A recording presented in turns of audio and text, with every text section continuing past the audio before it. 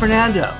You're the CEO of PIQ National Settlement Services, a company providing nationwide settlement services to lenders, GSEs, and investors looking to strategically review and analyze their commercial and residential collateral. You do this by reviewing title and the current value of current liens on lenders' collateral so they can determine how best to manage the default and liquidation process. You've worked in the title industry for over 30 years, from title searcher to examiner to advisory title officer. You're experienced in review of trustees' services and default management. You've worked for many national known title companies, including Chicago Title and Old Republic Title. Welcome, Randy Fernando. Thank you, Mr. Spencer. How are you today? I'm really privileged and honored to share the screen with you. Good to see you. Let's talk title first and then get into default management and the tsunami of commercial loans that are likely going to go into default later this year. How's that? Absolutely. Let me set the table a little bit and then you opine. Sure. Because a lot of people are not really familiar with title. They may generally touch it here and there if they make a loan or buy a property, but let's do some background on title issues and when you need title insurance and when you don't. So what are the most common title claims that you would run across that would cause people to want title insurance? Believe it or not, it's the low-hanging fruit on this thing is taxes. From my experience, a lot of when there's a sale transaction happening, whether it's right in between of the taxes being paid, that's the most common because it's the easiest to pick off. Sometimes escrow delays it and there's a penalty because they didn't catch it in time and escrow didn't roll out that tax payment, or the prior seller didn't take care of the taxes if they're not really embedded in their mortgage, impounds and so on. But in this particular case, that's been probably in my title industry when we have these different underwriter meetings. It's the simplest things, that you don't expect. So starting with that, I would say that's the most prominent, but overall, when you get into the deeper picture of what's happening, losses can happen from fraud, where there's an exchange of title and somebody forgot to divest an interested spouse or a common interest holder, or a situation where you have an heir that's waiting to get through a probate case. But simplest things of those, you would think, that's coming out through a probate case. That gets complicated. But when it's husband and wife and there's a joint tenancy involved and somebody passes and that estate doesn't carry over because they didn't have vested title the way it should be, and when they got the title policy, that's going to be a part of the problem. And of course, the mortgages, sometimes you miss the lien, miss a payoff. That's why title insurance is really important in the front end when you get your loan. Lenders won't even let you go in to purchasing a property if they're doing a loan without getting a title policy. Good. So let's talk like the average person, again, thinking of like a consumer residential home purchaser. They're not really going to care. They see it as a requirement. But let's discuss cloud on title. So let's say there are one of these things that pop up, taxes that aren't taken care of, or the property is not vested correctly in the proper entity. It puts a cloud on title. Why is that going to affect a consumer? Why do they care if there's a cloud on title? Why do they need title insurance?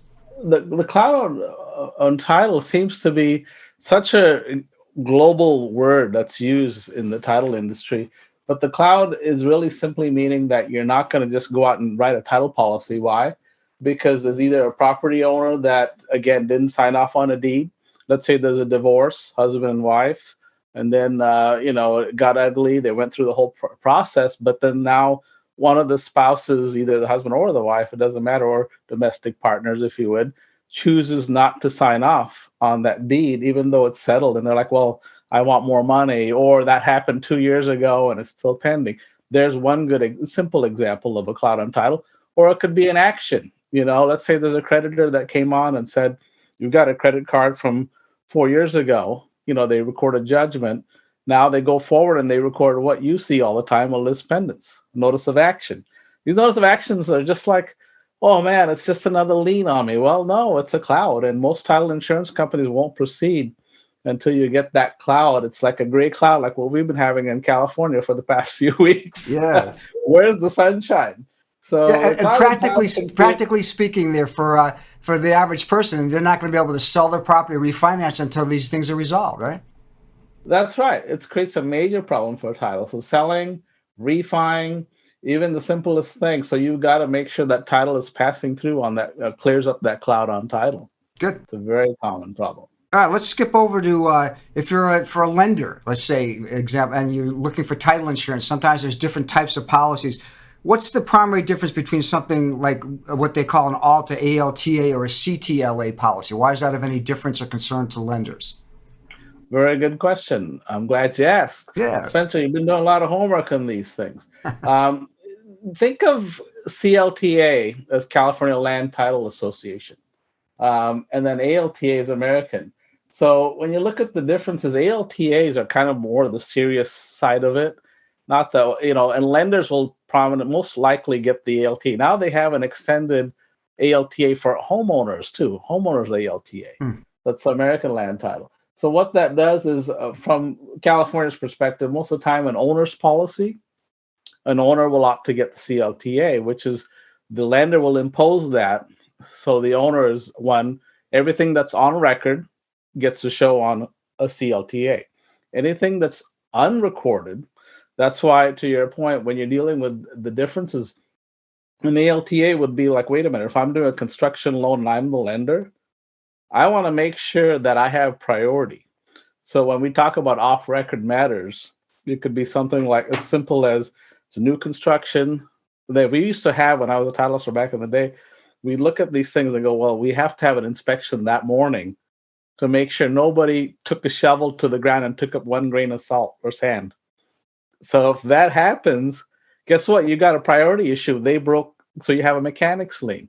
Right, that's an excellent point. I'm very familiar with that because being back in the days, my first job was in a savings and loan. They would actually the title company would send someone out there to see if they broke ground. Absolutely. Right, and people forget about the seriousness of that because now it's between a mechanics lien for a construction loan versus back in the day, we'll say 200,000, 300,000. Now it could be over $1 million dealing with priorities. So ALTA, to shore it up for you, is more off-record matters.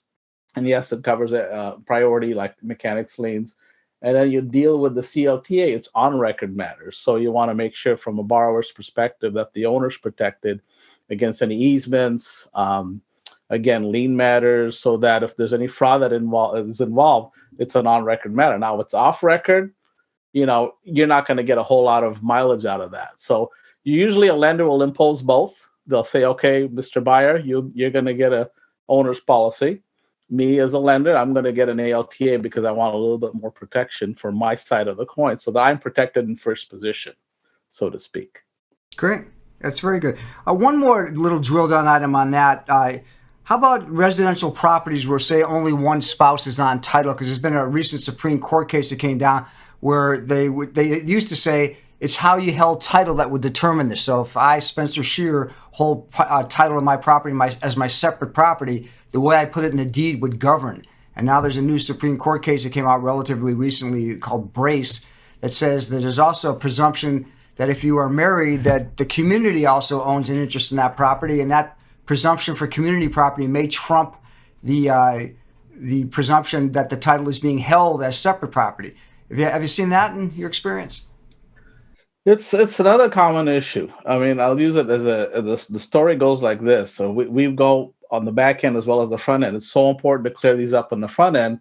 Most of the times when you're dealing with community, it's automatically presumed, especially in California, that it's going to be shared interest, 50-50, right? Domestic or spousal. Yeah. The exception to that we've seen is if you've purchased the property before a marriage, before you've actually got together legally as a marriage, you can claim it as separate property. And as long as it's done prior to, you're okay. It doesn't automatically become community property. I'm not speaking on behalf of law, but from title's perspective, we treat it as, okay, it was prior to, make sure the deed, before you get married or you join her, that you have as sole and separate property for Mr. Spencer Scheer. Otherwise, you have to deal with that same issue down the line that it's presumed community property. And then it's 50-50%. Let me give you one more hypothetical. Appreciated wealth of knowledge. Is let's say I'm married and the property is listed as my sole and separate property on title. I'm coming to you for whether it's as a lender or a title insurance company, and my wife is willing to quit claim off the property, even though it's in my separate name already, but she's willing to say, on top of that, I'll execute a quit claim deed of any community property interest I have. Would that be sufficient to allow a separate property loan? Absolutely. I'm glad you brought that up as a prime example, because people do forget that. If you do get a quit claim deed, most of the times than not, title insurance, before they'll insure it to a new refi or any kind of process further, will make sure that that spouse has relinquished that interest. And a quit claim deed is the most common way to relinquish that interest of the spousal or domestic partner. Great. All right, let's zoom in down the highway of title insurance here. What if there's a title claim? You find out that somebody's challenging your fence. The neighbor says, "My fence is your fence is on my property," or there's a lien here that's not paid, or whatever. Do you have to act quickly? You do. That's a very important thing. And I was talking to some of the colleagues in this that I've seen in the past. And they can go on for years and years, but the rule of thumb is as soon as you have knowledge of that, submit the claim. Submit the claim, because what will happen is most title agencies, if you're not an underwriter, will then have to turn it in for processing through the underwriter, which is actually an underwritten title insurance company. So there is, we like to use the rule of thumb, if the act is found on year one and you wait over 2 years or 3 years and you knew about it, then it creates a real problem for the insurability there. But if you know about it on year one and you submit, 2 years is a good rule of thumb. Obviously, the best time is as soon as you find out about it, submit your claim. And they're usually pretty good at processing. And there's exceptions to every rule. I think you quoted some reference when we chatted earlier about a case where there was a denial. The denial case, if I recall correctly, was a New York case. But it ended up being a public rights situation. And actually, in this case, the title company won because there's a general exception there. Any rights, encumbrances, anything like that, or right-of-ways for, any encroachments for public use, anything like that can be accepted out. So they, on that, were able to hang, kind of a rejection to the claim. Because there was no grounds to stand upon with that written exception. So there's always rules to that. Always good to have that knowledge up front, but it's like eminent domain. If there's a sidewalk that's going to go through your lot in the front of your yard, there's a reservation for that. And that kind of covered that situation. Yeah, very good. Let's just talk a little bit before we head out of title insurance. There's two real aspects to it, at least from my perspective. There's the duty of the title company, or the possible duty for the title company, to defend a claim that's raised, and then also to insure and pay off if there's damages. So sometimes you'll see where people discover there's a title problem or an issue. Again, they've got to get the claim to the title company immediately, even if it's just to defend against the lawsuit that's been filed against the property. Isn't that correct? Absolutely.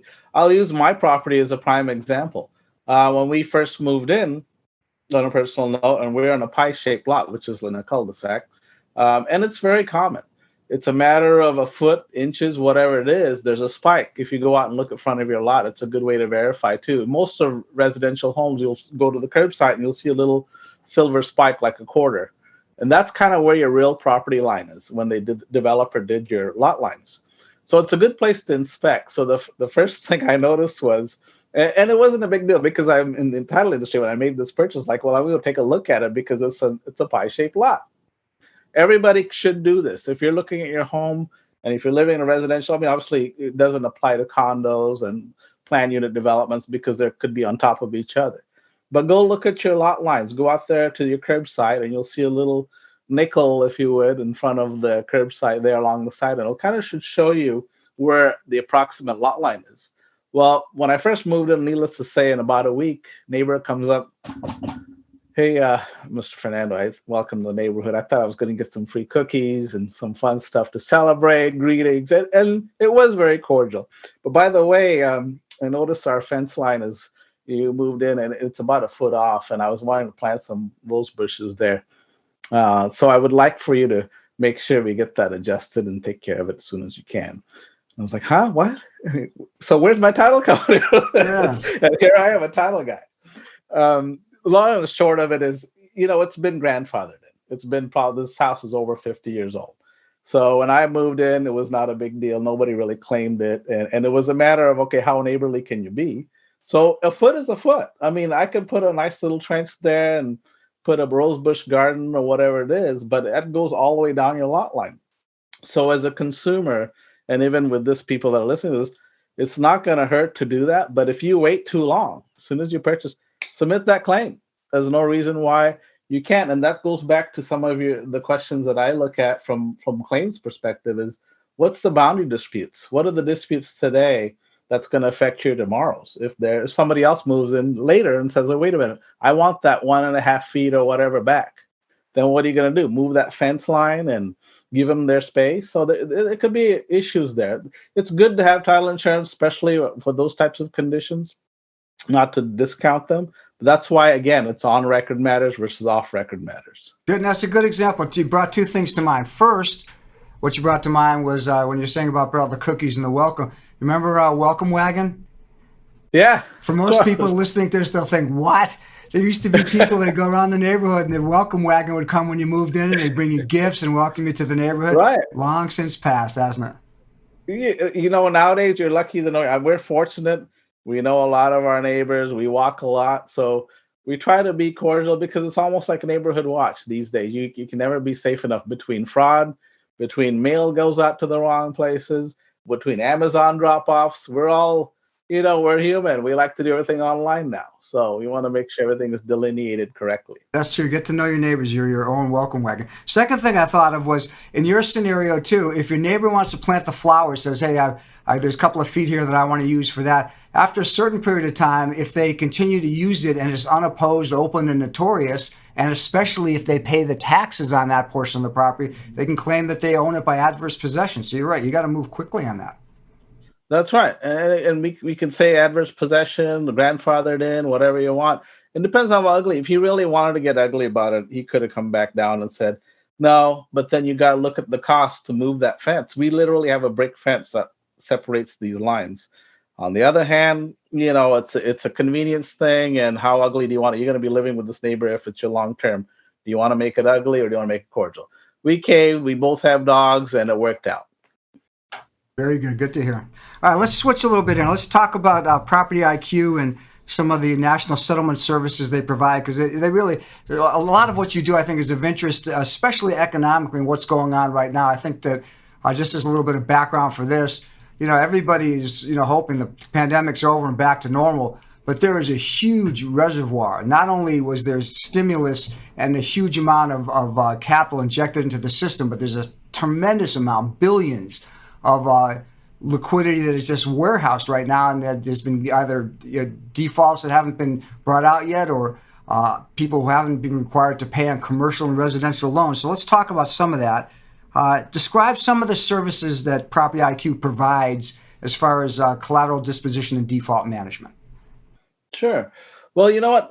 When I was working in the title industry, and still am working in the industry, but not everything, you have to look at it from an insurance perspective. That's origination to post, right? When it goes back to loss mitigation.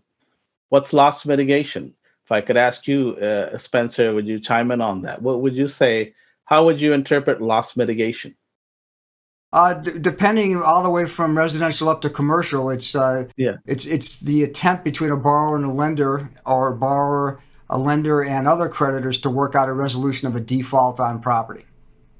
Exactly. So you got to find a middle point. And what I found is it's a niche market. So when PIQ was born, it was all about the back end of maintenance. So when I say maintenance, all these huge loan servicers, all these big banks, you hear about banks going down today with higher regulations and all the oversight. There's a little spot there of all these reserve loans, whether they're selling loans or keeping their portfolios. They have to be maintained and make sure that they're not going into the red, where they don't lose money over these, right? So they're mitigating a loss. So with that, they already have a title policy. They own that already. They don't need to pay for it again. So PIQ came up with it. It's nothing new in the industry. It's just not really a big prominent deal with big insurance companies because they've already made their money on the origination side. So on the back end, when you're a lender and you're holding the bag with all these loans and this full of portfolio, when there's a percentage of those that are going bad, meaning they're becoming late and delinquent, you want to make sure that you have a product that gives you up to date what's currently going on. So pre-pandemic, everything was great. Rates were super low. Now we saw the last interest rate hike up to 9%. Now credit card rates, they're saying up over 20% now. So when you're dealing with consumers and what's the balance? You're going to put food on your table, or you're going to pay your lights, or you got to make a choice. So when you start getting into that red zone, all these properties, all these loans, and thank God the rates were low, but some people overextended with inflation and everything else going up. We provide a title report that gives the lender the intel or the knowledge. That's why IQ came into place, to give them exactly what their position is and how many other liens and encumbrances that could be after, or if not cluttering, if you would, the cloud of title, creating any more risk to their portfolio. So if I lent out $600,000 to put it in today's California terms over $1 million, and all of a sudden there's $300,000 or $400,000 more of loans in there, that's putting the property upside down automatically. So if you're the lender, you want to make sure you maintain your position. You want to make sure there's nothing else that would create a problem if you want to take back the property, that it's not going to be upside down, because your lien needs to be in first position if you were the originator. And you want to make sure there's no deeds or transfers or no fraud in that case. So our title report gives a very, a precise report, a report that gives the lender that it looks like a prelim, what you get a title policy for. So PIQ offers that along with a valuation product that makes us a little bit more, in tune to saying, here's not only your value of today, but here's your lien and encumbrance report. And that's how we navigate a lot of it. So PIQ offers that to a lot of the investors, as well as government entities, sometimes law firms as well, that are working through files that'll come to us for that service. So you're really giving, to synthesize it, you're giving like a snapshot review, analysis, and update. So a lender who might be warehousing collateral for years under forbearance agreements or whatever can take a peek under the hood and see what they really have, right? That's right. And you heard about Credit Suisse in the news, right? Yes. Lately. And you heard some of the bailout money. And I was just reading some articles today. There's over $54 billion coming out. $54 billion through central banks and other investors that are trying to save that. And guess what? That was one of the biggest investors when there was a sale out, Spencer, of a huge tranche or a huge bulk sale, 2,000, 3,000 loans would be sold like that. And investors, one of them was, I'll use that name because they're all over the news. Somebody had a look at those portfolios. So that our reports would provide a great service for them, so they know what they're buying, they know what the values are, and they know what to mitigate out of that loss. So there's a prime example there of how you don't have to pay the high fees of a full title policy again. We do it at the fraction of the cost. That's good. And on a macro level of economically, I appreciate that. It's like I'm waiting for the other shoe to drop. You've got with the three major banks that just were taken over or went defunct recently.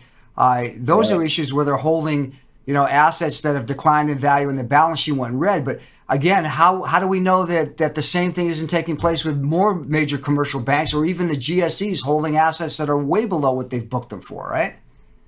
Absolutely. I think you hit it a big talking point, not only for the consumers to know, because their money is in these different banks. Yes. I'm hearing now there's over 20 banks that are being looked at right now by regulators for that same reason. So don't be surprised in the next few weeks, few months, as they start coming out with these things. And a lot of times you don't know what's really real or not, but we know it when you start seeing it. The news, it seems to be the last to report it. So keep your ears to the ground, knowing where your money is at all times. Some people, if you notice, pulled out and spread out their wealth in different banks because they're worried about another SVB collapse. That's right. And I saw Bloomberg and some other financial posts put out a tremendous amount of statistics saying that people are completely concerned about the issue of how much is really hidden in assets that have depreciated or are deteriorating. So one other issue, does PIQ find, do you ever have problems where you're looking to find collateral, lenders can't even locate it if it's, say, personal property collateral? Or the like? Absolutely, absolutely. But Spencer, if I could, I wanted to also address a little bit further about what you talked about earlier. You asked me about how many would be out there in the millions and the billions. Yes. Even though I'm seeing quite a variety of them, I believe we're barely not even tipping the iceberg right now. We're not even a grain of salt of it. So not to scare anybody, but it's a global issue, right? Um, just by the PPP, I ran some numbers and I was looking at this because I was interested to see myself. Between 2020 and May 21, there was 11.8 million PPP loans out there. Then, if those that haven't heard, what is that? It's just basically a rescue loan to keep businesses, going. And that's not a small number. That's small businesses that we know of record, and that's not counting about 649,000 that are reportedly with missed payments right now. So let me stop for 1 second on 649,000. that because PPP Yeah, brings up a lot of different issues for people. There were some just correct, giveaways where they just gave you money to keep you going at the early stages. You're talking about correct. PPP loans where you're required to pay them back over a longer period of time and then they're collateralized, correct? There's two. There's the PPP, which is forgivable, Mm-hmm. and then there's the idle loan, and that's the injury disaster loans. If you were injured by the pandemic, and I can't speak from a legal perspective, but from a consumer's and as a small business myself, you look at what's happening because we get these flyers, and I'm sure you do too. You get these emails from different entities. So the idle loans are just an extended term for making sure your company's running and your business is keeping you up, but you do have to pay that back. And you saw where some people got in trouble in some of the news things where they were lavishly spending on exotic cars and big vacation Yes. homes and all that. So it kind of gotten out of control. So on that note, just to unravel a lot of that stuff, kind of the segue to what you mentioned about unsecured stuff, we've had some interesting things come through that is not necessarily tied into real property. And one of them actually is different, personal values. Like we talked about exotic cars and whatever, but we've seen some stuff all the way up to yachts and boats and fun stuff like that. Which PIQ was like, well, we're title guys. We do title reporting, so we were able to look at some of these properties, and we do it on a national level. So I had a lot of connections to help us with that, resources that would literally go and do a valuation check on these yachts, and these are tied into some of these loans. So that's a kind of a screwball deal, but you learn from it. So let me drill down just a bit on that. Were any of these loans like not the idle loans, but I think the other PPP loans? Did Yeah. the entities that issued these, the GSEs that were either backed by the local banks or the regional banks or the GSEs themselves, take collateral on these loans, or are they looking now just to see if there's assets for these businesses that can be used to satisfy an unsecured loan?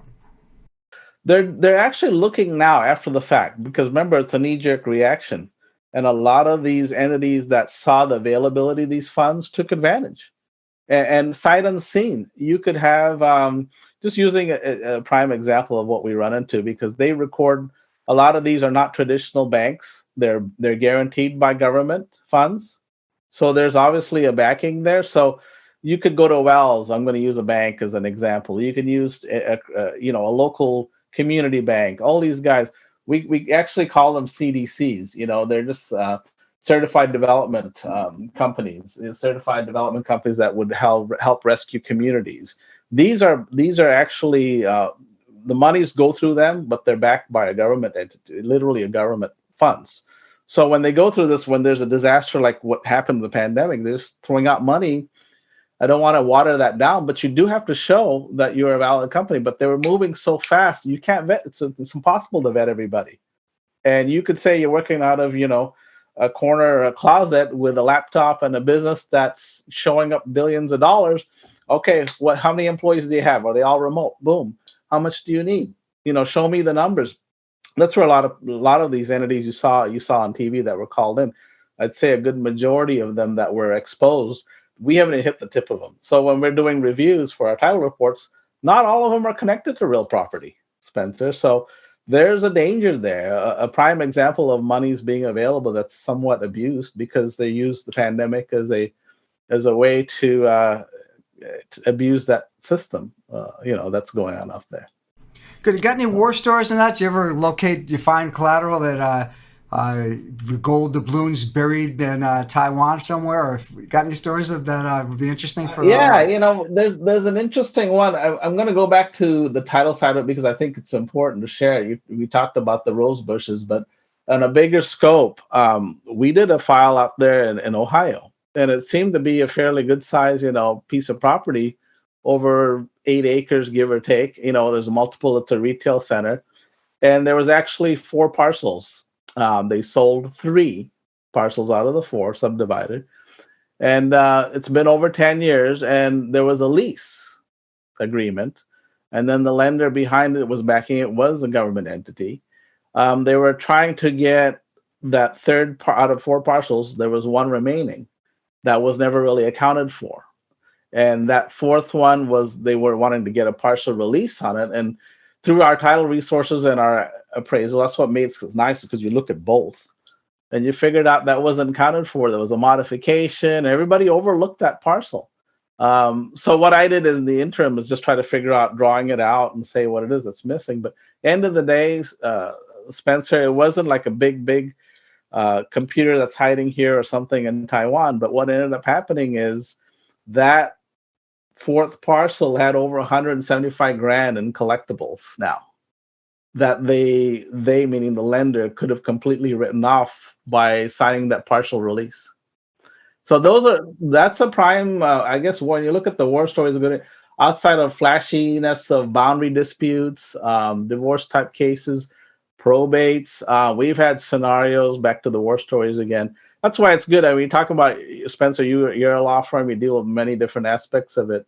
And I'm sure you've seen it where you have boundary disputes. But when you're dealing with probate and you have these advanced loans that happen, and all of a sudden, there's hands coming out going for payoff on a sale.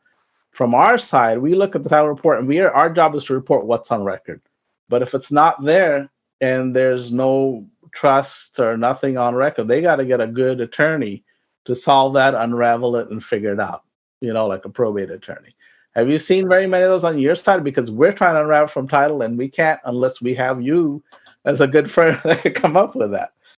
I've had a few. I mean, again, discretion is the better part of ethics and valor, but I can't tell you. You're going to say that. But I've got a few cases right now, and again, they often come up in the title context where there's a dispute as to whether or not it's community or separate property, or whether or not a particular entity does succeed as a successor to the borrower when they're setting up various trusts or entities. But yes, many of them. And just to tag on to that too, it's important when you're reading your title policies, for the consumers out there.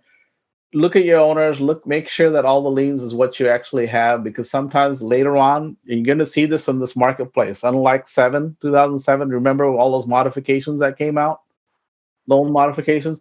Now with the interest rates as low as they've been, what are you going to modify it to?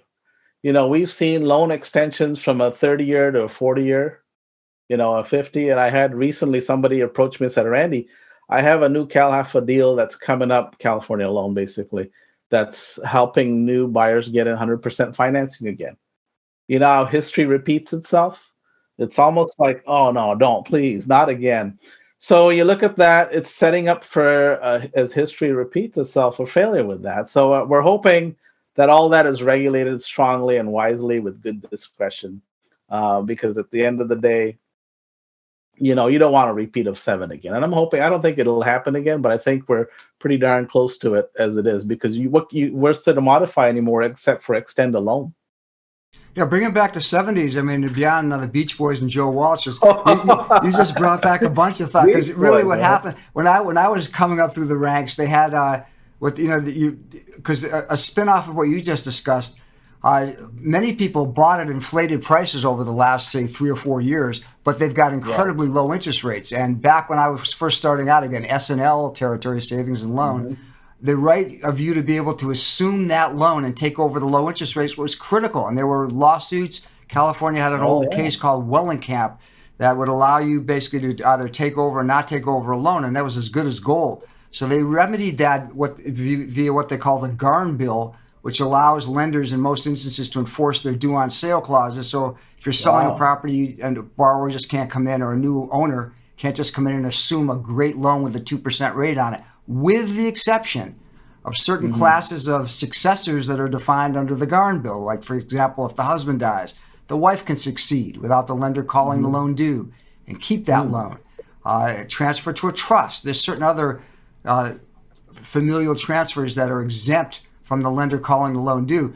But again, that's becoming a battleground too, because you said, and that's very true, that the ability to be able to refi now or to do a workout when the rates are heading to 9, 10, 15% on hard money loans or higher, that's critical. That's going to cause such an absence of liquidity that, again, third shoe to drop if there is one. Absolutely, absolutely. And if I could just expand that out, you touched on this earlier, and I didn't want to get passed by it because it's important that we talk about the commercial loans that are out there. Have you, what I've seen on that, and we're seeing such a mixed bag right now. I talked to some of my commercial appraisers in the last few days just to see what they're hearing and what they're seeing out there. And especially, so I have some guys in Northern Cal as well as what's happening in the East Coast, and I have one today in Illinois that's coming up. But all the entertainment and hospitality businesses, and then now with this whole pandemic plan of working from home and that kind of stuff, you don't imagine the office space and the retailers versus what's happening in the hospitality space. The reason I'm bringing it up is we've all kind of gotten accustomed to working from home, and the average office clerks and so on like that, it's become a thing where it's called a hybrid role now. So what's happening to these big modular buildings where office, commuters would go in and stuff like that? It's gone to twice a week, maybe hybrid roles. So they're shrinking down. With you shrinking down that office capacity, you're going to leave suites wide open. So right, there's when a the big, loans roll over, the commercial loans right now are rolling over for refi, and they don't have the cash flow to support it. You're right.